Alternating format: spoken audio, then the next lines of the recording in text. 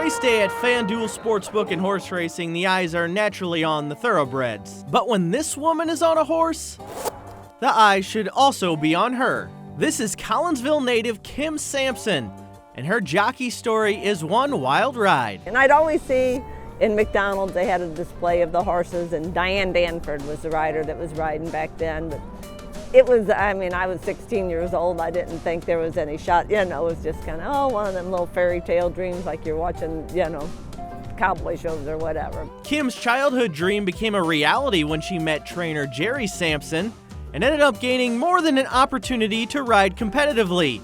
She gained a husband. Probably about a year and a half after I was working for him, we was married. I was younger than he was, so much younger. And then once Mom and Dad found out about it, they was trying to put the skids to it, but. When she first started, Sampson was a trailblazer, although it didn't exactly start so smoothly. The first race out, they booed me. My horse charged the gate, and he was a speed horse. He charged the gate and come back, and we got out bad. And the crowd they booed me. They booed me terrible. Her third race on that first day went better though, where she notched her first ever trip to the winner's circle and began getting respect as a woman in a male-dominated sport. As long as you work hard, then you get accepted in a sense. And that's where back riding races, I think a lot of them didn't accept me, but as long as I was riding sound, riding good, wasn't causing wrecks out on the track, But she's nothing if not humble. When did you realize this was something, hey, not only do I like doing this, I'm really good at this? Never. Never, I don't think. It wasn't just on the track where Sampson was proving she could keep up with the men either. I was an iron worker for Local 392 out of East St. Louis.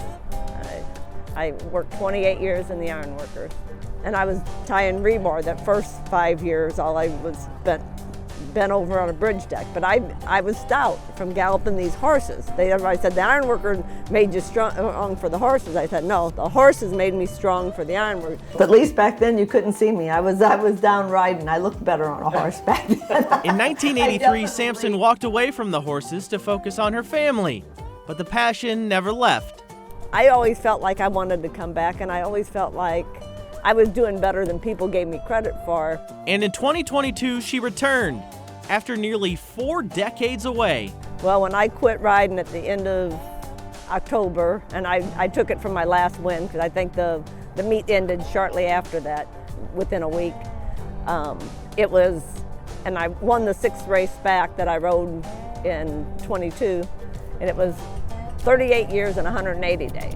So nobody comes back at 62 years old and goes riding races. Now she's 65 and just completed a truly amazing feat at Fairmount. But it's African Warrior, an upset special at 35-1. Kim Sampson with a riding double. That was win number 100 for Kim's career, spread over more than 40 years.